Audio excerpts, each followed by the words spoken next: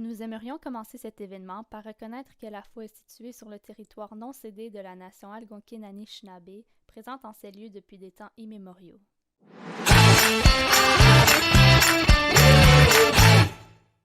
Bonjour et bienvenue aux formations virtuelles de l'AFO. Voici une courte vidéo des points techniques à considérer pour le bon déroulement de cette formation. Puisque nous sommes en mode réunion, veuillez mettre votre micro en sourdine. Cette formation est enregistrée. Veuillez fermer votre caméra et micro si vous ne voulez pas être dans l'enregistrement. Si vous avez une question pour le formateur ou formatrice, attendez qu'elle ou il vous invite à le faire. Si vous avez des problèmes techniques, communiquez en chat privé avec l'équipe de l'AFO. Nous vous invitons à participer au sondage de rétroaction que nous enverrons dans le chat à la fin de la formation. Merci et bonne formation.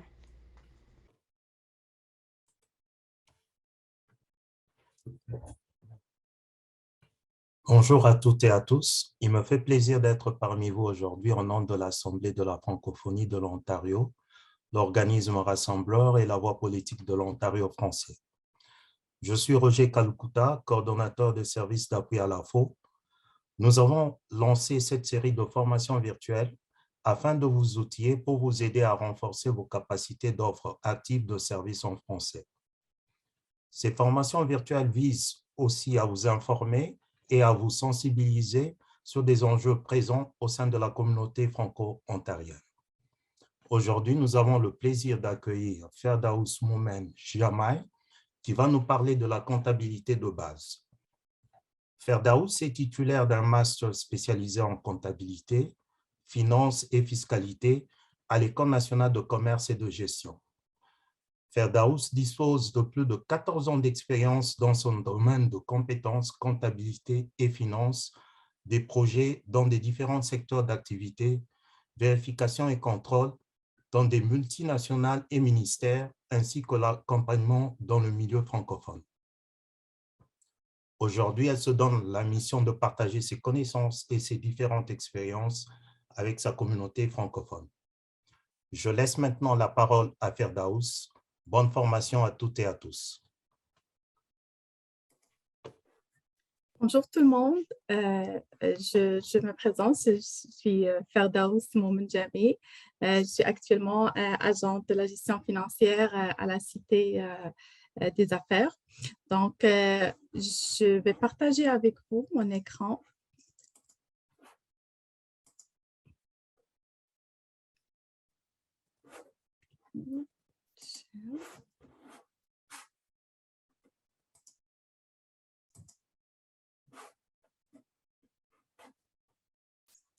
Vous me dites si c'est OK. Est-ce que vous voyez mon écran?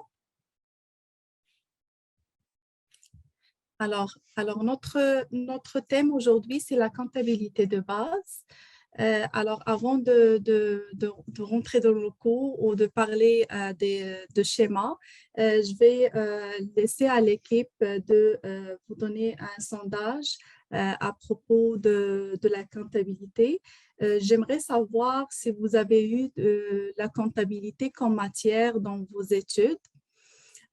Aussi, j'aimerais savoir si vous êtes dans le domaine de la comptabilité.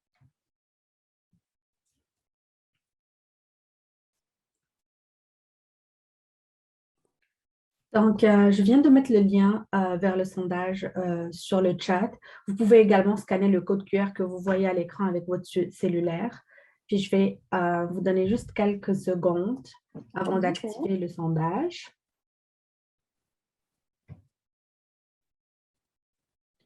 Donc, voilà, j'active la première question.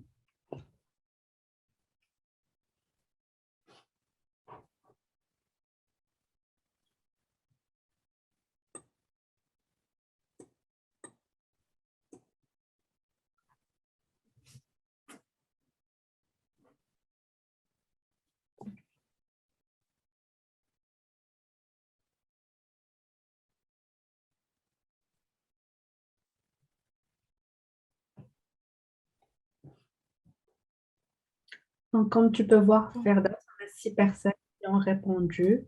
avec Oui. 60% de oui et 33% de non.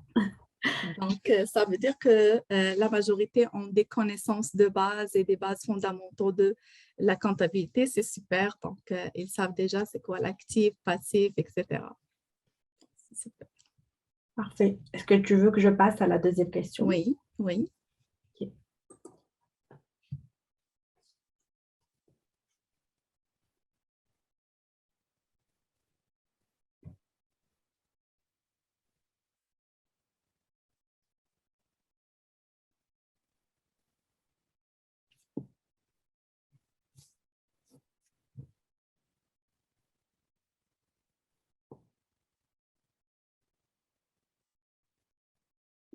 Donc, je vois que la majorité ont dit non. Donc, vous n'êtes pas dans le domaine de la comptabilité, mais je suis pas mal certaine que vous faites de la comptabilité dans vos quotidiens. Vous avez un compte bancaire, vous avez de la caisse, donc vous recevez vos relevés bancaires. Donc, vous savez déjà c'est quoi le débit, crédit, etc. Donc, parfait. Donc, je peux arrêter le partage si tu veux reprendre le Oui, oui. PowerPoint. Parfait.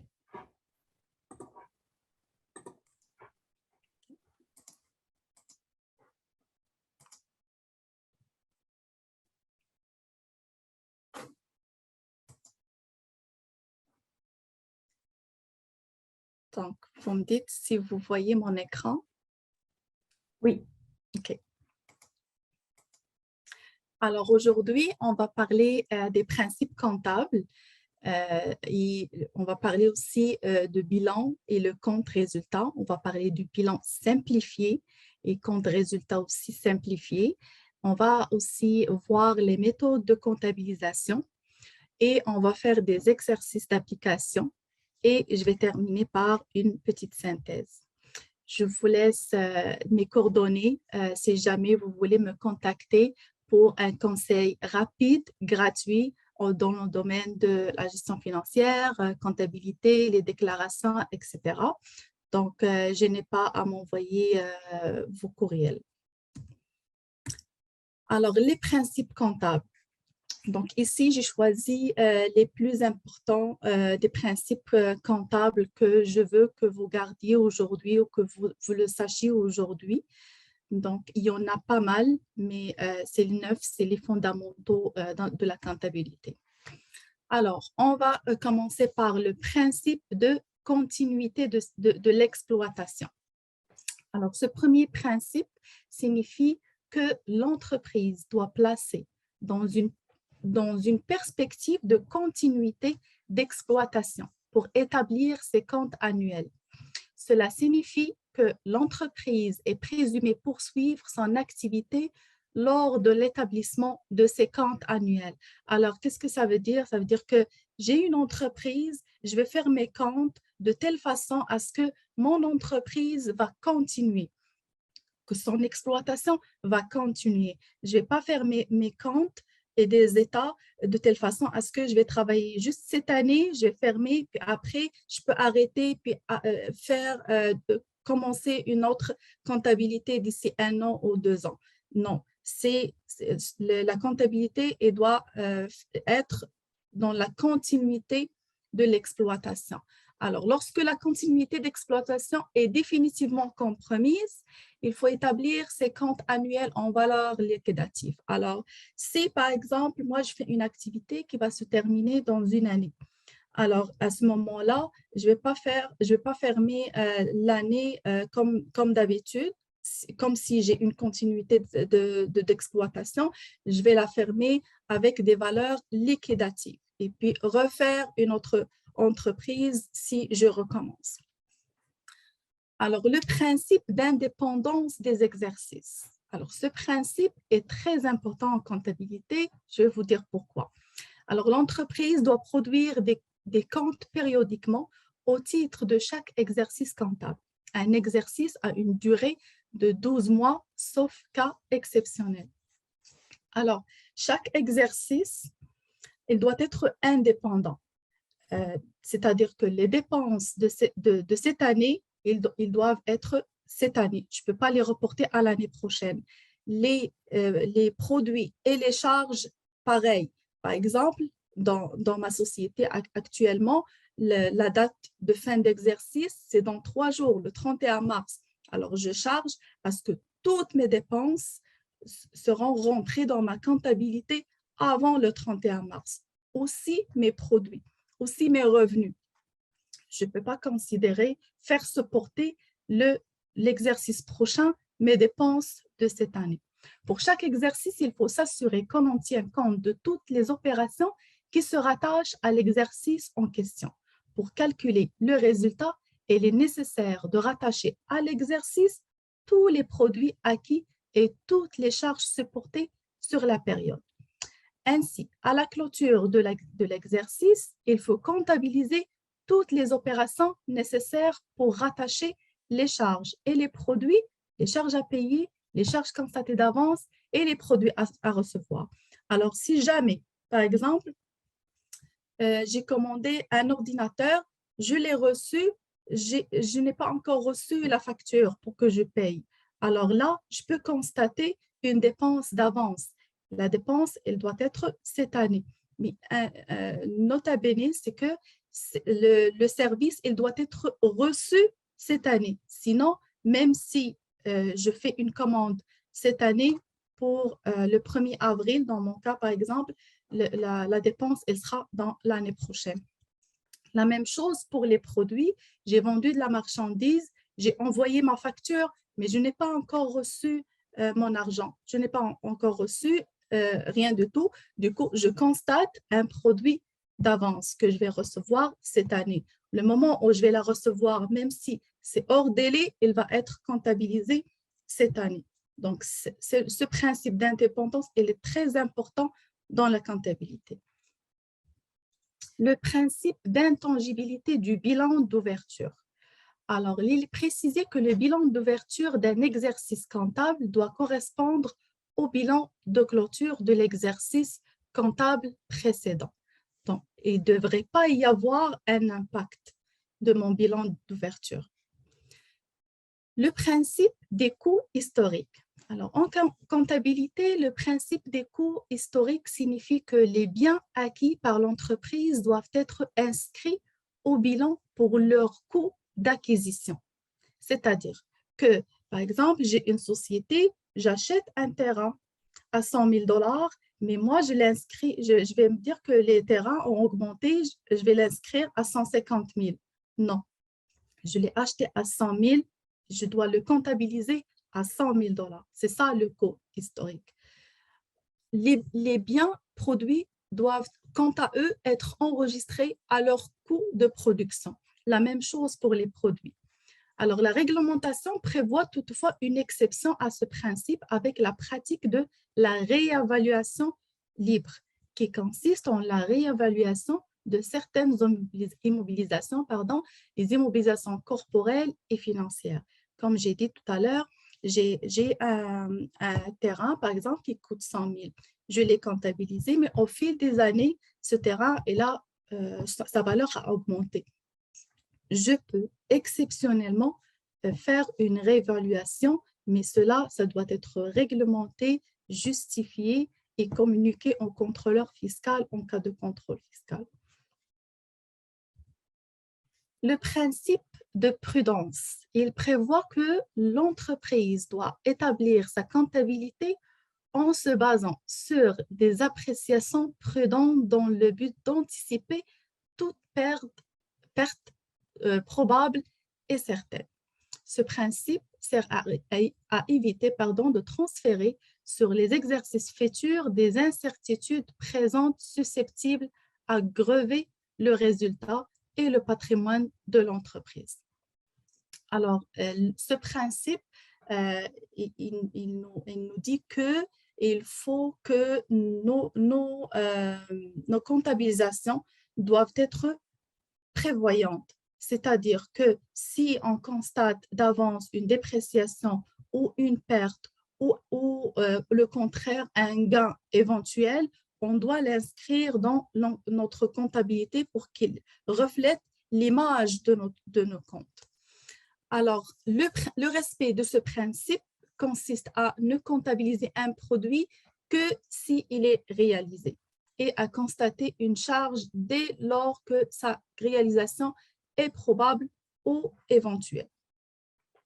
Le principe de permanence des méthodes. Alors, ce principe consiste pour une entreprise à utiliser toujours les mêmes méthodes comptables d'un exercice à l'autre. Donc, cela permet d'obtenir des informations comptables comparables. Donc, il faut, quand on choisit une méthode, il faut la respecter au fil des années. S'il y a un changement, il faut savoir que toute la comptabilité va être perturbée. On ne peut plus comparer les exercices par la suite. Mais c'est une décision qui se fait, mais on doit assumer les conséquences aussi.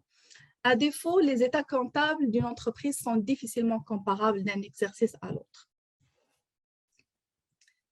Le principe d'importance relative. Alors, ce principe impose aux entreprises de communiquer les informations qui pourraient influencer les décisions de leurs partenaires. Alors, comme on sait, les états financiers, ce sont des éléments d'aide à la décision.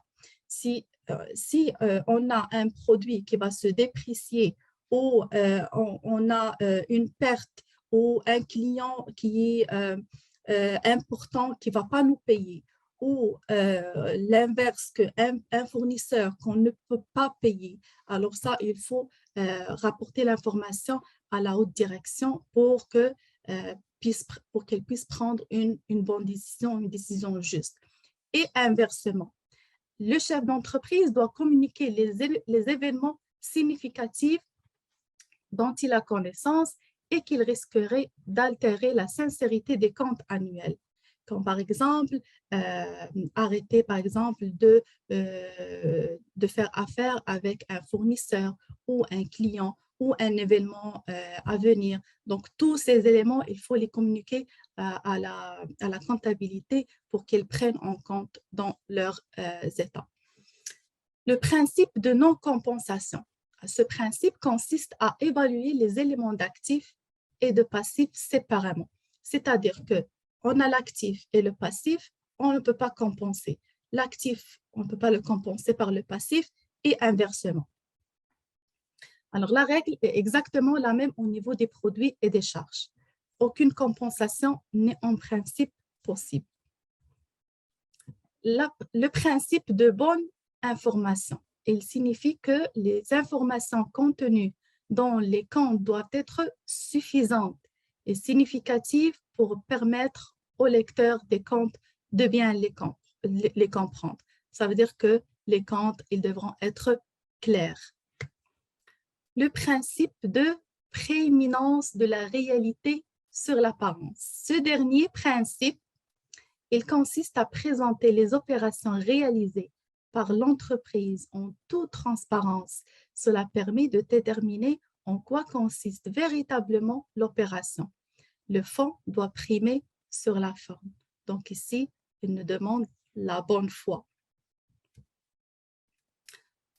Donc, on va passer au bilan maintenant et au compte résultat.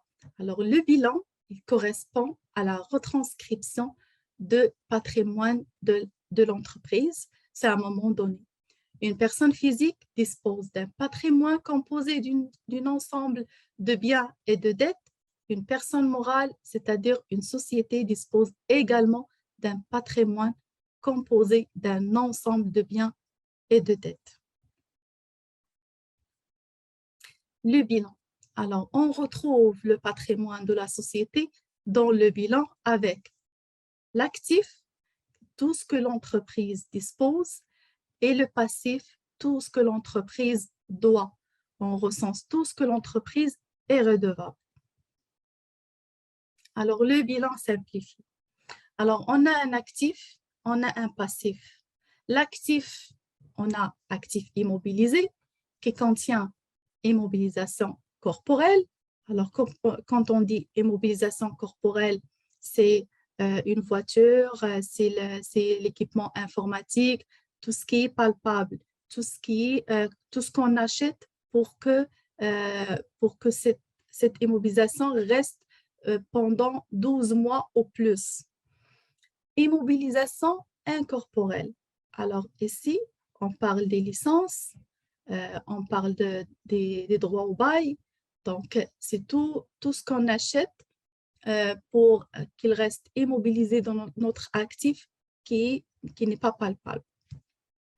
Immobilisation financière. Alors, immobilisation financière, ça, je ne vais pas vous expliquer, je vais laisser à la fin. Actifs circulants. Alors, on a la banque. Donc, quand on paye par un chèque bancaire, etc., on a besoin de ce compte. La caisse, c'est l'espèce. Les créances clients, quand le client nous paye pas par un chèque bancaire ou par espèce, donc il nous dit que je vais vous payer plus tard. Donc, à ce moment, j'ai besoin de mes créances clients. Mon stock et valeur mobilière de participation. Alors, ça, les valeurs mobilières de participation, quand j'achète des titres de participation pour que je les revends. Alors, l'immobilisation financière, quand j'achète des titres de participation pour les garder dans mon entreprise, dans ma société. Donc, c'est ça la différence entre immobilisation financière et les valeurs mobilières de participation qui sont dans l'actif circulant. Alors, mon passif, capitaux propres, j'ai le capital qui est composé de capital, les apports en numéraire et l'apport en nature. Bien sûr, l'apport numéraire c'est celui qui ramène de l'argent et l'apport en nature, c'est celui qui ramène par exemple, un terrain, un bien, etc. Donc, les réserves, donc ça, je ne vais pas l'expliquer pour la comptabilité des bases, c'est de fractions de résultats qui n'est pas distribué aux actionnaires ou qui n'est pas reporté. Résultat, donc ça, c'est le bénéfice ou le déficit. C'est là où on le met. Et puis, on a des dettes. Dettes fournisseurs et les dettes au prix des établissements de crédit. Donc, je vous invite à mémoriser ce bilan simplifié pour qu'on puisse continuer notre cours.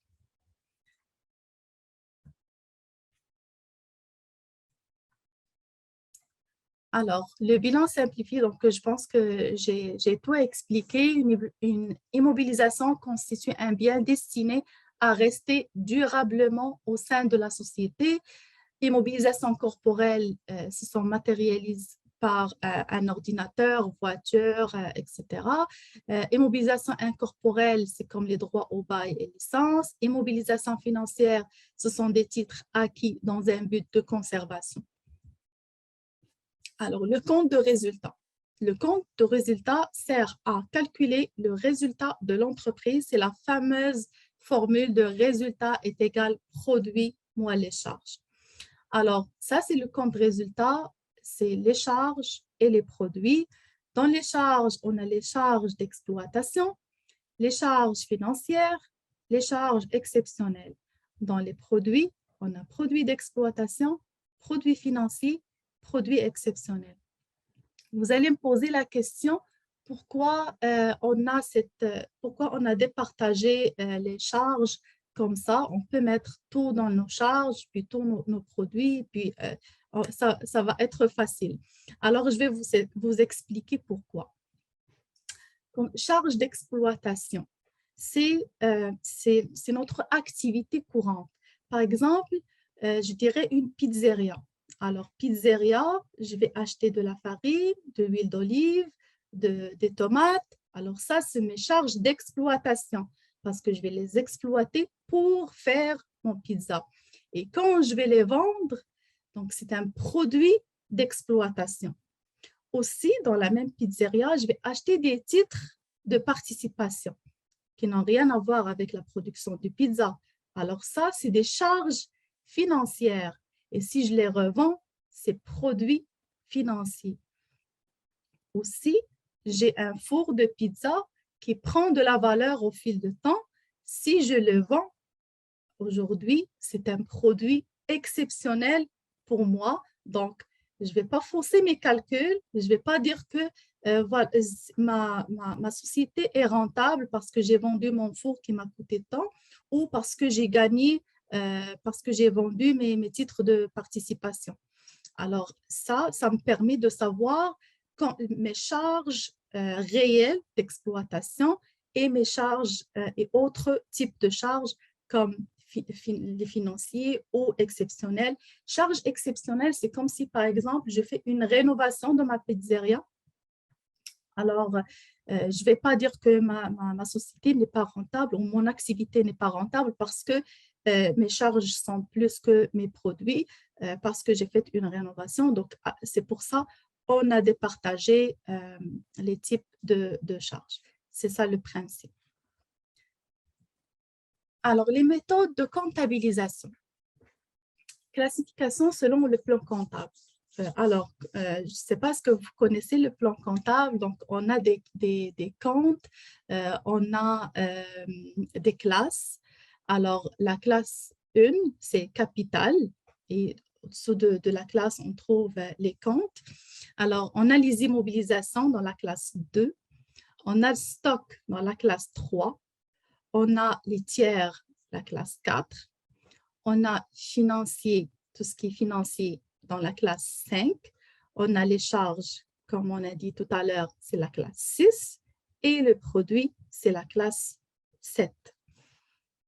Alors, je vous demande aussi de mémoriser les charges et les produits parce qu'on aura besoin pour les exercices d'application. Alors, j'ai mis ici les comptes les plus couramment utilisés. C'est bien sûr dans le cadre de comptabilité de base, c'est l'achat de marchandises, vente de marchandises, la banque, la caisse. La banque quand on paye par chèque bancaire, la caisse quand on paye espèces, dette fournisseur quand on paye plus tard et créance client quand notre client nous paye plus tard. Alors, les méthodes de comptabilisation. Alors là, je vous demande votre attention pour bien mémoriser ces 4 phrases. Alors, parce que ça, c'est la règle d'or de la comptabilité.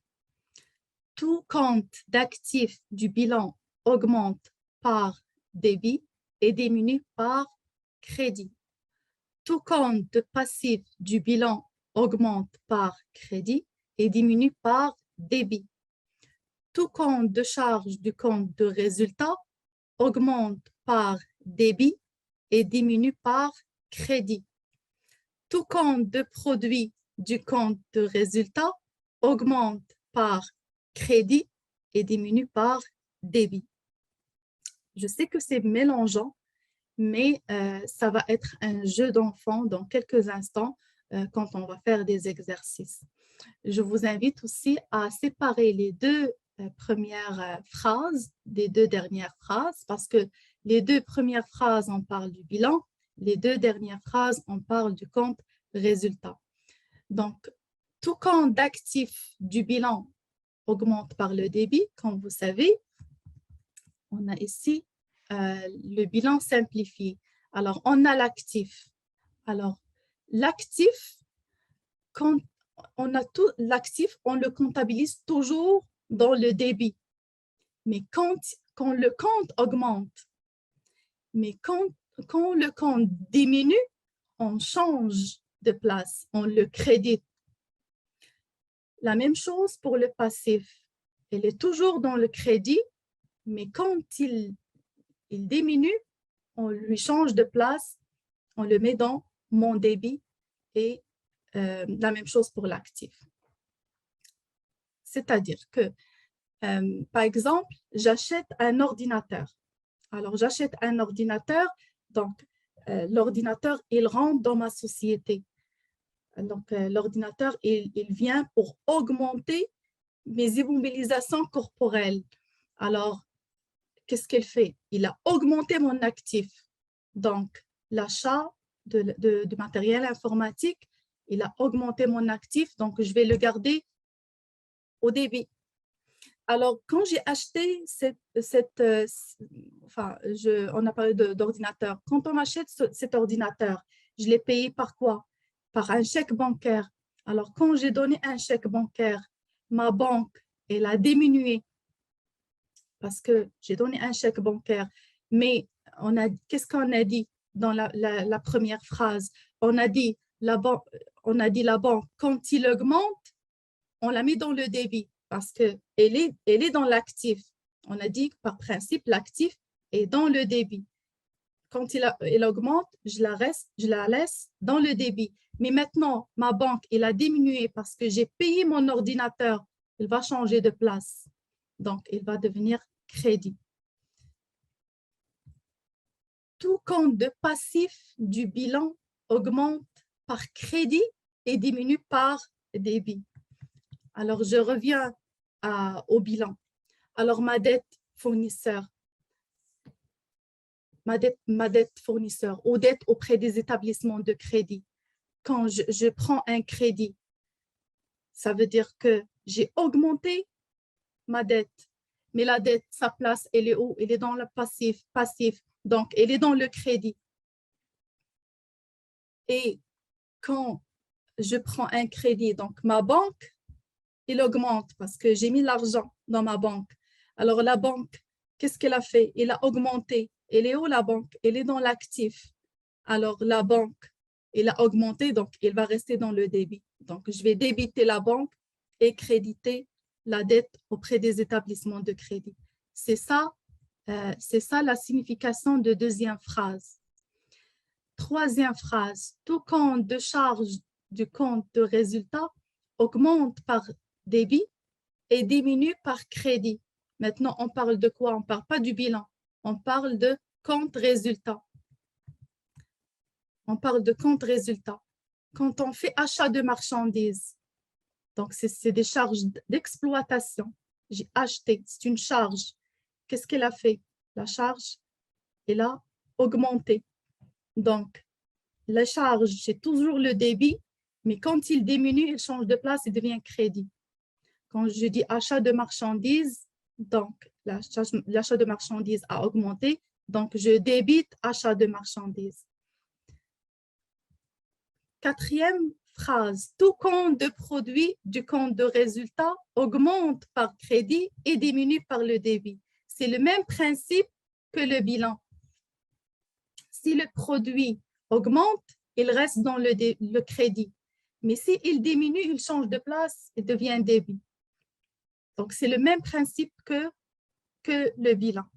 Mais ne vous inquiétez pas, on va faire des exercices où vous allez voir plus clair ces 4 phrases. Alors, le journal d'écriture, alors on a le numéro de compte dans le débit, un autre dans le crédit. On a l'intitulé du compte, débit et crédit aussi, le montant dans le débit et montant dans le crédit. Alors, exemple d'application. Alors, le 10 avril, achat de marchandises pour 1 000 $, hors taxes. Je vais juste mentionner que je ne vais pas traiter les taxes aujourd'hui pour des raisons pédagogiques. Alors, achat de marchandises pour 1 000 $. Paiement plus tard. Alors, achat de marchandises, comme on a dit. Alors, quels sont les comptes qui interviennent dans ce cadre? Alors, on parle ici, achat de marchandises. Il n'est pas dans mon bilan. Achat de marchandises, c'est charge et produit. Il est dans mon compte résultat.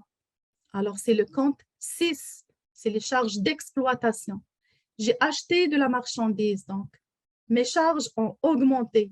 Alors, on a dit que les charges, quand ils augmentent, ils restent dans le débit. Donc ici, je vais débiter achat de marchandises.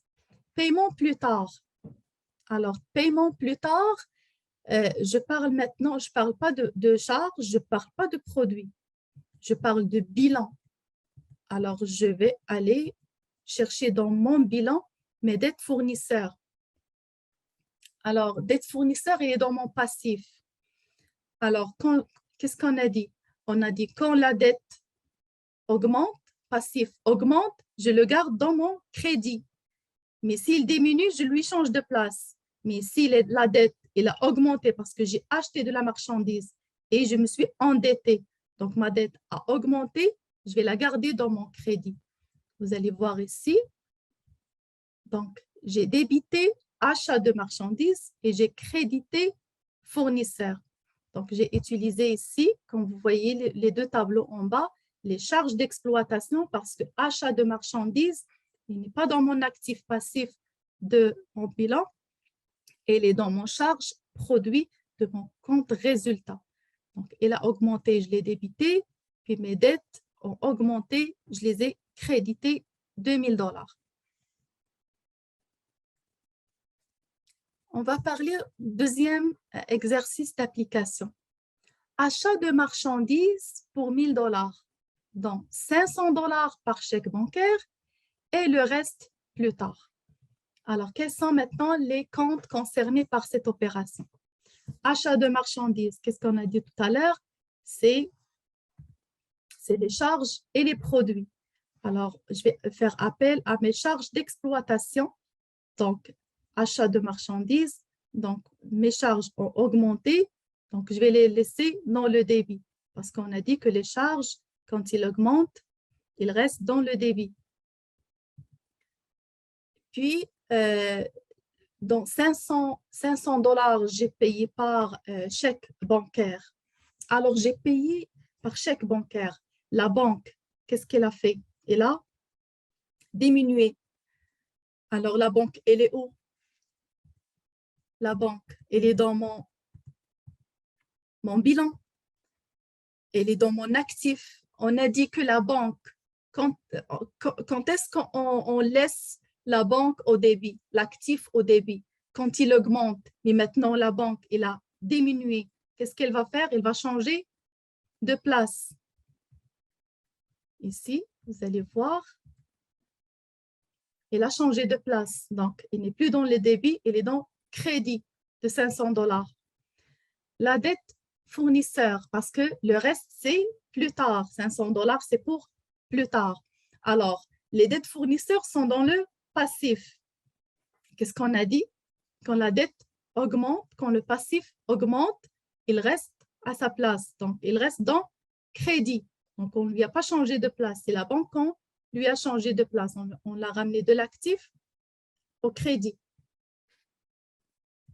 Donc, voilà qu'est-ce que j'ai fait appel à mon compte résultat pour mes achats de marchandises et j'ai fait appel à mon bilan. J'ai fait appel à ma banque parce qu'il a diminué suite à un achat et les dettes ont augmenté suite à un achat aussi. Donc, c'est un jeu d'opération. Exemple numéro 3. Alors, achat de matériel informatique pour $1000. Alors, paiement par chèque bancaire. Alors, achat de matériel informatique, c'est une immobilisation corporelle qui va rester dans ma société plus que 12 mois. Donc, je vais faire appel à mon actif immobilisé. Alors, j'ai ramené matériel informatique dans ma société. Donc, l'actif immobilisé, elle a augmenté. On a dit que c'est l'actif augmente, il reste dans le débit. Alors, matériel informatique, on va le débiter de $1000. On a payé par chèque bancaire. Alors, la banque, elle a diminué. Elle était où? Elle était dans l'actif. Quand il augmente, il reste au débit. Mais maintenant, la banque, elle a diminué. Donc, elle va changer de place vers crédit. Donc, je vais débiter matériel informatique et je vais créditer la banque. Vous allez voir dans le tableau en bas, alors l'actif, il a augmenté, la banque, il a diminué, il a changé de place. Alors, exemple d'application 4. Achat de matériel de transport pour $10,000. Hors taxe, paiement par chèque bancaire. C'est le même principe. Matériel de transport, c'est une immobilisation qui est destinée à rester dans ma société pour une durée de plus que 12 mois. Donc, c'est une immobilisation corporelle. Donc, j'ai fait rentrer du matériel de transport dans ma société. Alors, les immobilisations ont augmenté. Donc, ils vont rester dans le débit. Je vais débiter matériel de transport. Je vais payer par un chèque bancaire. Alors, la banque, il va diminuer elle est dans l'actif, donc elle va changer de place. Je vais la créditer pour 1000 $. Vous allez voir le tableau, c'est en bas. Alors, l'immobilisation corporelle a augmenté et la banque a diminué suite à un achat. L'entreprise verse 500 $ à la banque provenant de la caisse. Alors maintenant, j'ai pris 500 $ de ma caisse. Alors, la caisse, elle a diminué et j'ai versé 500 $ à la banque. Alors, la banque a augmenté. La caisse et la banque, ce sont deux éléments de bilan. Donc, et normalement, s'il augmente les deux, il devrait être au débit. Mais la banque, elle a augmenté parce que j'ai versé 500 $, donc elle va rester dans le débit. Mais la caisse, elle a diminué parce que j'ai pris 500 $, donc elle va être créditée. Donc, à ce moment-là, je vais débiter banque 500 $, créditer caisse 500 $. Vous allez voir dans le tableau en bas, c'est actif circulant, c'est dans la même catégorie, dans l'actif, mais la banque a augmenté, la caisse a diminué et a changé de place vers crédit. Exemple d'application numéro 6. Alors ça, c'est une opération qu'on fait tous. C'est retrait de 500 $ au guichet. Je suis allée au guichet, j'ai pris 500 $. Qu'est-ce qui est arrivé à ma banque? La banque, elle a diminué parce que j'ai pris 500 $. Et la caisse, ma caisse, elle a augmenté de 500 $ parce que j'ai pris de l'espèce. Alors, c'est le cas inverse de l'exemple précédent. Alors, la banque, elle a diminué. Elle va changer de place, elle va aller au crédit. La caisse, elle a augmenté, elle va garder le débit, il va rester au débit. Donc, je vais débiter la caisse et créditer la banque de 500 $. Vous avez le tableau en bas pour voir le flux. Exemple numéro 7. Achat de marchandises pour paiement pour 2000 $, paiement 500 $ par chèque bancaire, 500 $ en espèces, le reste, c'est pour plus tard. Alors, achat de marchandises, on sait maintenant que c'est, on va pas faire appel au bilan, on va faire appel au compte résultat. Alors, achat de marchandises, c'est des charges d'exploitation. Alors, quand on achète marchandises, donc elle augmente, donc je vais la garder au débit. Donc, je vais débiter achat de marchandises de 2000 $. J'ai payé 500 $ par chèque bancaire. Alors, j'ai payé 500 $, la banque est là, diminuée de 500 $. Donc, la banque, elle va changer de place pour aller au crédit. La caisse, j'ai payé 500 $ en espèces. La caisse, la même chose. La caisse, elle a diminué de 500 $. Donc, elle est dans l'actif, mais puisqu'elle a diminué, elle va changer, elle va être créditée. Et le reste pour plus tard, donc 1000 $, c'est les dettes fournisseurs. Donc, je me suis endettée de 1000 $ auprès de mes fournisseurs. Les dettes fournisseurs, il n'est pas dans l'actif, il est dans le passif. Quand il augmente, il va rester dans le crédit. Maintenant, si il diminue, je dois lui changer de place. Maintenant, mes dettes ont augmenté, donc je vais la laisser sur sa place, crédit. Donc, je vais créditer dette fournisseur 2000 $. Alors, c'est un jeu d'écriture. Vous allez voir 2000 achats de marchandises et 2000 pour les moyens de paiement. Exemple d'application 8. Vente de marchandises pour 1000 $. Paiement 1000 $ par chèque bancaire. Alors, vente de marchandises. Maintenant, on va faire appel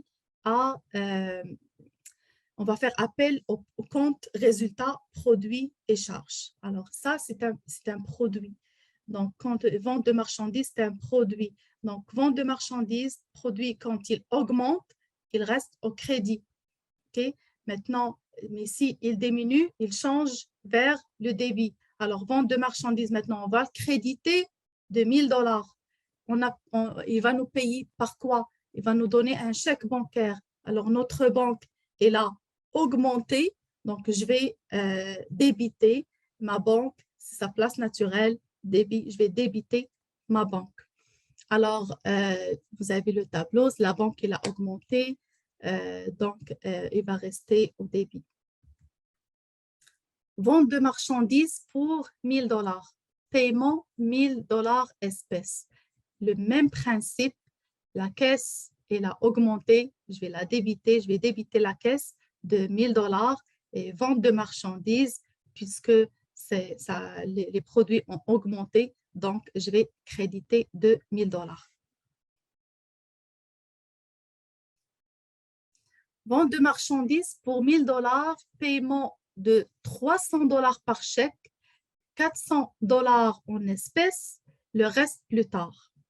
Alors, pour la vente de marchandises, maintenant, c'est clair, c'est les produits, donc on va créditer parce que le compte produit a augmenté, donc je vais créditer de 1 000 $. Paiement par chèque, donc c'est la banque, elle a augmenté, donc je vais débiter la banque. 400 $ en espèces, donc ça a augmenté la caisse, donc je vais débiter la caisse. Alors, le reste, c'est pour plus tard. Là, je vais faire appel à mes créances clients. Alors, comme j'ai des dettes fournisseurs, alors j'ai des créances clients au moment le moment T, je n'ai pas vendu ma marchandise. Alors là, j'avais créance 0. Mais maintenant, j'ai vendu la marchandise, je dois l'argent à mon client. Donc, j'ai mes créances clients qui ont augmenté. Donc, il va rester dans le débit. Donc, on va débiter créance client pour 300 $. Vous voyez ici, la caisse, créance et la banque ont augmenté. Donc, ils ont gardé leur place dans le débit. Emprunt de 20 000 $ auprès de la banque. Alors, emprunt auprès des établissements de crédit dans notre bilan, elle est dans le passif. Okay? Donc, puisque ce compte, elle a augmenté, donc il va rester au crédit. Donc, je vais créditer emprunt auprès des établissements de crédit de 20 000 $. Alors, cet argent que j'ai emprunté auprès de la banque, il est dans ma banque. Elle a augmenté ma banque, puisqu'elle fait partie de l'actif, puisque l'actif, si elle augmente par le débit et diminue par le crédit, donc dans ce cas, je vais débiter ma banque de 20 000 $ et créditer l'emprunt auprès des établissements de crédit de 20 000 $. Alors, voilà, ça c'est les numéros de compte que nous avons utilisés. On va faire une petite synthèse de ce qu'on a dit.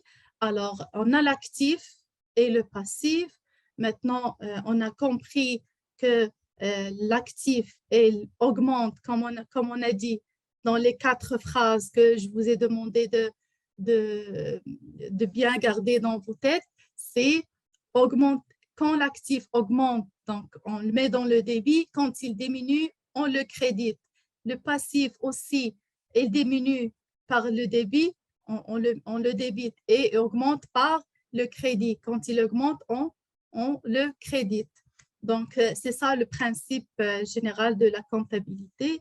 Puis, j'espère que vous avez appris les quatre phrases à cœur maintenant avec les exercices d'application. La même chose pour le compte résultat. Alors, le compte résultat, on a des charges et des produits. Alors, les charges augmentent. Quand il augmente, on les débite. Quand il diminue, on les crédite. La même chose pour le produit. Le produit, on diminue. Quand il diminue, on le débite. Et quand il augmente, on le crédite. Donc, c'est le même principe que le bilan. Donc, voilà, j'espère que vous avez appris, au moins, vous avez une idée sur la comptabilité de base, des méthodes de la comptabilisation et que ça a été clair. Puis, je peux recevoir maintenant vos questions.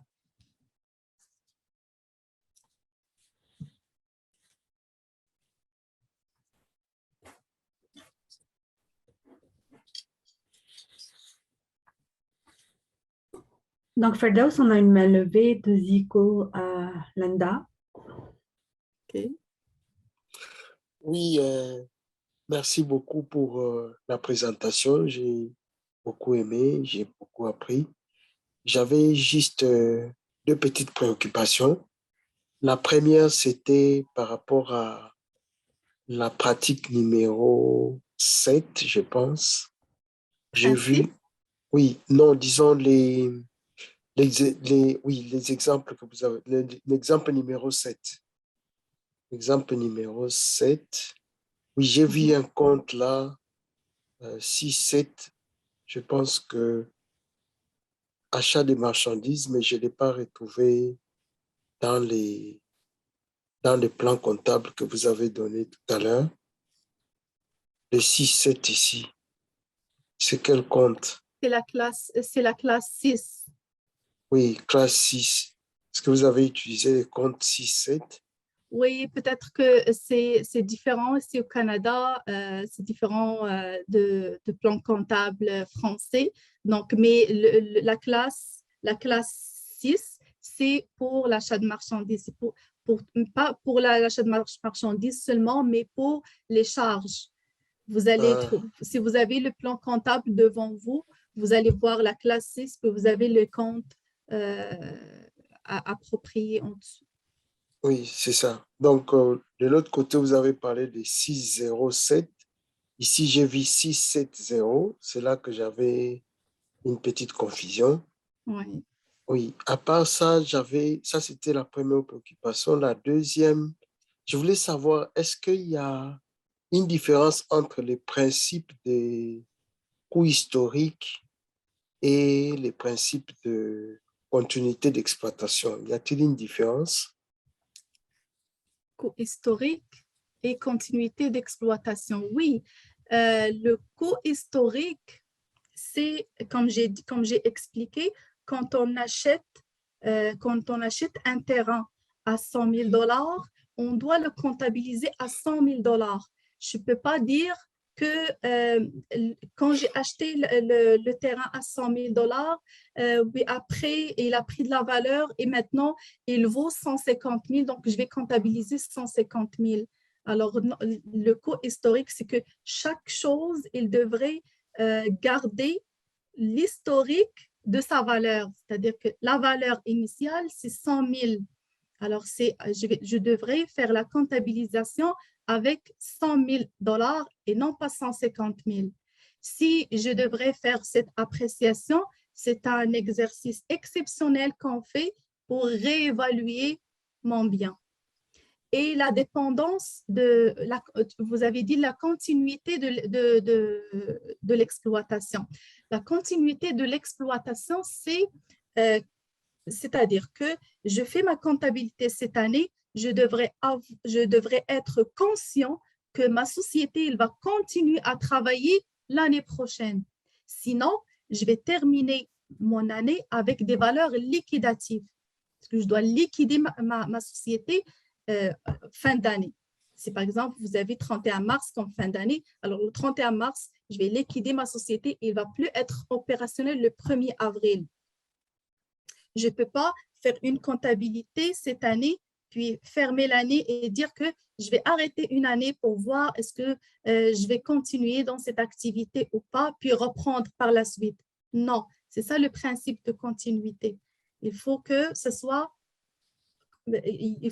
la comptabilité soit consécutive. OK. C'est ça la différence. OK, merci beaucoup. Maintenant, si jamais, juste, je m'excuse, j'espère que je n'abuse pas. Si jamais j'ai une, euh, une charge, parce que vous avez parlé des prudence comptable et puis d'indépendance des exercices. C'est-à-dire que si jamais j'ai une charge aujourd'hui, que cette charge-là, elle devrait être comptabilisée l'année passée, mais je ne l'avais pas faite, et que comme je ne peux pas rentrer l'année prochaine, est-ce que cette charge-là est aussi acceptée comme une charge exceptionnelle pour cette année? Non, c'est considéré comme une perte. Oui, à une Okay? perte tout simple. c'est une perte. Par exemple, maintenant, dans ma société actuellement, je travaille sur plusieurs projets. Alors, par exemple, quand je fais rentrer mes dépenses cette année, puis si le chargé de projet, il oublie de m'envoyer une facture, et puis si c'est la fin du projet, c'est une perte. Si ce n'est pas la fin du projet, puis j'ai par exemple, mon projet, il va durer une autre année, je la considère comme une perte pour l'année qui suit. Vous voyez? Je vois. Donc, c'est une perte d'exploitation ou bien exceptionnelle? C'est une perte. C'est une perte. Ce n'est pas exceptionnel, c'est une perte.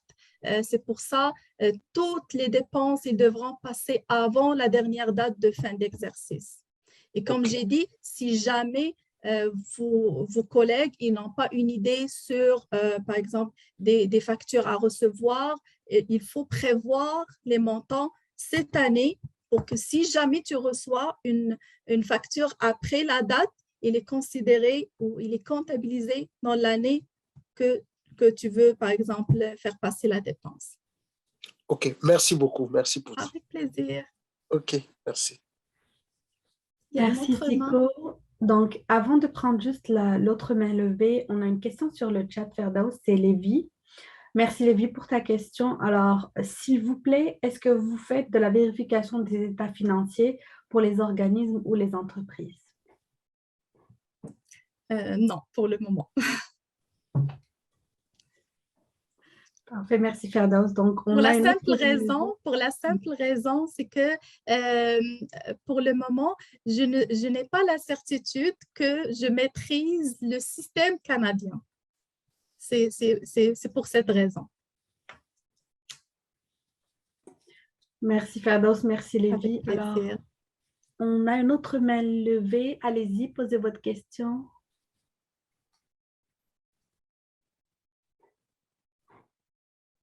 Salut, merci beaucoup pour la formation. En fait, moi, mon inquiétude, c'est au niveau de l'exercice d'application, je pense que c'est le numéro 11, au niveau de l'emprunt bancaire, parce que là, moi, j'avais compris que c'est plutôt l'emprunt a été fait au niveau de la banque et que c'est plutôt la banque qui allait être créditée. Donc là-bas, je n'ai pas tellement trop compris.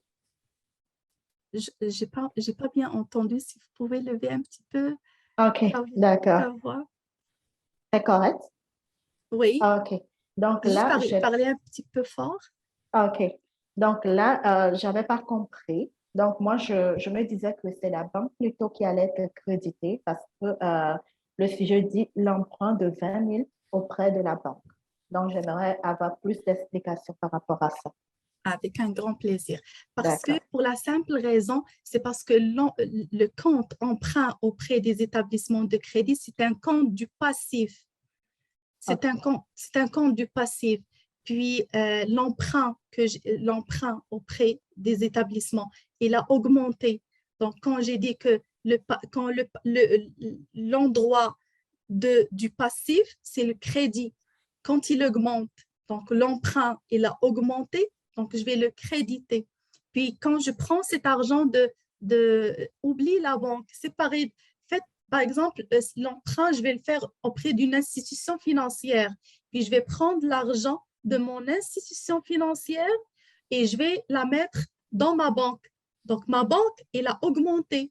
J'ai mis de l'argent dans ma banque. Donc, ma banque, elle a augmenté parce que l'institution financière ne va pas me donner de l'argent liquide. Il va faire passer l'opération dans ma banque. Je vais trouver un virement bancaire. Donc, la banque, elle va augmenter. Donc, elle va rester. Je vais la débiter. Puis, je vais créditer l'emprunt parce que l'emprunt, il a augmenté. Puis, sa place, elle est dans le passif. Je vais vous montrer le bilan. Si vous regardez le bilan, vous allez voir, dette auprès des établissements de crédit, il est dans le passif. Puisqu'il a augmenté, il ne va pas changer de place. J'espère que c'était clair. Oui, c'est compris. Merci beaucoup. Avec plaisir. Est-ce qu'il y a une autre question?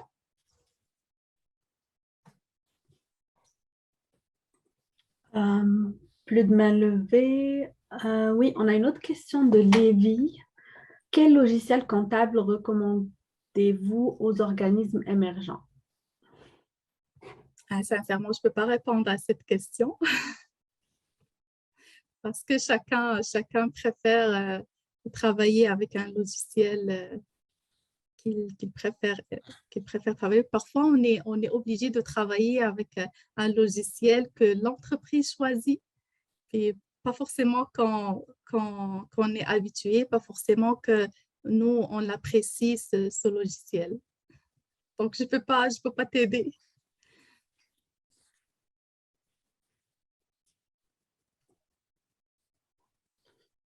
Donc, merci Ferdaus. Lévi, est-ce que c'est bon?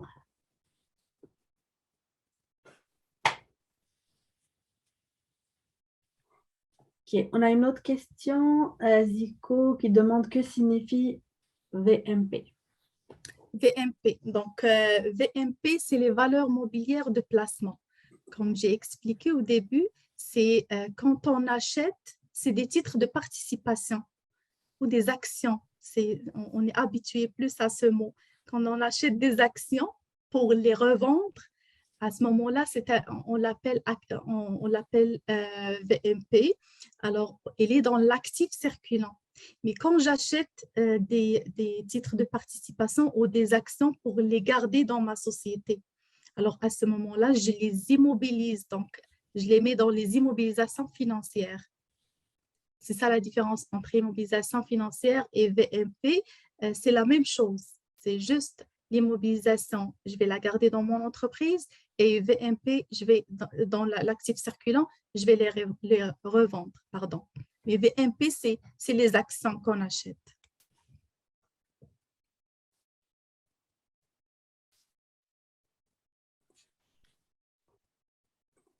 Merci. Alors, est-ce que on a encore du temps? Si vous avez des questions, n'hésitez pas. Profitez de la présence de Ferdaus avec nous.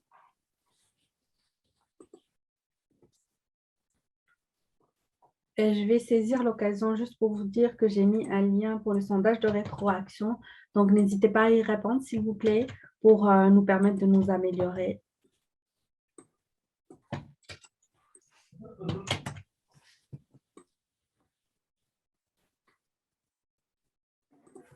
Oui, Anan, allez-y. Oui, bonjour. Bonjour, Peter. En tout cas, merci beaucoup. La comptabilité, moi, c'était un cauchemar. Et grâce à cette présentation, j'y vois un peu plus clair. Moi, j'ai un petit souci en ce moment, c'est que je suis en train de courir après une facture d'un consultant qui avait facilité une présentation. Et donc, j'avais dit qu'il me fallait une facture avant le 31 mars. Et là, je n'ai plus de nouvelles. Donc, comment je fais? Est-ce que je peux m'auto-facturer cette facture, la créer ou avoir un email comme preuve? En fait, j'aimerais savoir quelle est la valeur en fait d'une facture. Est-ce qu'un email qui confirme le montant, c'est assez? Ou est-ce qu'il faut vraiment une sorte de format qui soit prédéterminé que je dois suivre? Je vais poser une question. Est-ce que le service est reçu? Oui, il a été fait en décembre et depuis, la personne est tombée malade et puis il y a eu des retards, etc. Je n'ai toujours pas eu la facture. Donc, c'est simple, puisque le service est reçu, vous pouvez engager la dépense cette année avant le 31 mars si vous avez le montant. Si vous n'avez pas le montant, vous pouvez juste l'estimer et le prévoir cette année. Une fois que vous allez recevoir une facture par la suite, vous pouvez la comptabiliser avec le numéro de bon de commande que vous avez créé avant le 31 mars. J'en ai pas mal de cas pareils, Hanan. Oui. Et donc, dans ce cas-là, le consultant, même si on est en mai, par exemple, il faut que la facture que ce consultant va me redonner soit datée du 31 mars maximum, c'est ça? Oui, exactement. Okay. Mais il devrait être, donc il y a deux choses, il devrait être engagé. Quand je dis engagé, donc la demande d'achat est créée et le bon de commande est créé. Et aussi, le service, il doit être reçu avant le 31 mars. Donc, c'est ça les conditions. Parfait. Super. Merci beaucoup, Firdauss. Avec plaisir. Merci Anan, merci Ferdaus. Je vois que Kadi Diatou a répondu à Lévi pour les logiciels comptables. Donc, j'espère, Lévi, que la réponse est satisfaisante. Allez-y. Oui, excusez-moi, je ne peux pas ouvrir ma vidéo de là où je suis. Je voudrais d'abord remercier la présentatrice. Je voudrais lui demander qu'est-ce qui arrive si après, à la fin d'un exercice financier, comme maintenant, il y a, il y a des, du moins, il y a des fonds qui ne sont pas engagés.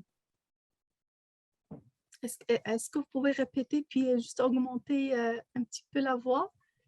Oui, je demandais qu'est-ce qui arrive si, à la fin d'un exercice financier, comme maintenant, il y a des fonds qui n'ont pas pu être engagés. C'est comme j'ai répondu tout à l'heure, c'est une perte. On va les comptabiliser dans l'année qui suit, mais c'est considéré comme perte. Mais c'est une perte quand les fonds sont dans la caisse. Je vais vous donner un exemple pour que je sois claire. J'ai par exemple un projet, donc j'ai un budget pour un projet de 30 000 $. OK? Normalement, je devrais dépenser cet argent. Alors, je n'ai pas reçu ou je n'ai pas calculé une facture de 1 000 $, par exemple. Moi, avec ces 30 000 $, j'ai déclaré à mon directeur qu'on va gagner 10 000 $. OK? Donc, je vais dépenser 20 000 et puis je vais gagner 10 000. Alors, qu'est-ce qui se passe quand je perds, par exemple, un consultant, il n'a pas envoyé la facture ou je n'ai pas pris en considération ou le service n'a pas pu être reçu avant le 31 mars ou la date de votre entreprise. Alors, donc, mon gain ne va pas être 10 000 $, il va être diminué de 1 000. Donc, mon gain, c'est 9 000 et non pas 10 000. Donc, c'est une perte pour l'entreprise. OK, merci beaucoup. Il faut engager le maximum, oui, il faut engager le maximum de dépenses pour le projet avant le 31 mars. Puis, si jamais, comme j'ai expliqué à Hanem, au moins prévoyez à l'avance. C'est-à-dire que au moins si vous avez le service reçu, vous pouvez prévoir le montant de service, puis le comptabiliser avant la date en attendant de recevoir la facture par la suite. OK, merci beaucoup. Avec plaisir. Merci Lévi. Alors, je vois un autre message sur le chat, c'est Guylaine. Bonjour Guylaine. Donc, la question, c'est, et pour de l'échec non déposé, est-ce un problème? Puis ça, c'est un autre cours pour les moyens de paiement, comment on les traite. J'espère avoir de l'occasion pour bien expliquer, bien sûr, l'échec, les moyens de paiement, etc. Oui, bien sûr que c'est un problème si le chèque n'est pas déposé. C'est la même chose, c'est que c'est juste, on va faire subir l'exercice N+1 les opérations de l'exercice N. Donc, comme j'ai dit, la comptabilité, on doit tout comptabiliser avant la date de fin de l'exercice.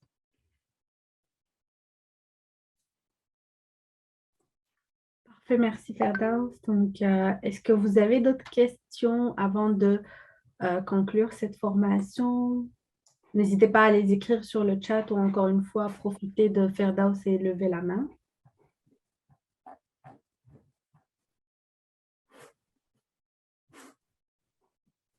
Je pense que c'est bon. De toute façon, on pourra partager avec vous les coordonnées de Ferdows si vous en avez besoin, si vous avez d'autres questions qui vous reviennent plus tard. Je tiens à vous remercier pour votre présence aujourd'hui. Merci Ferdows pour ce contenu intéressant. On espère qu'on aura la possibilité de collaborer prochainement. Puis, je vous souhaite à tous un bel après-midi. Merci tout le monde. Puis, ça me fait plaisir d'être parmi la communauté francophone de l'Ontario. Merci Ferdows. Merci à tous. Au revoir, à la prochaine. Merci, au revoir. Merci, au revoir. Bye bye.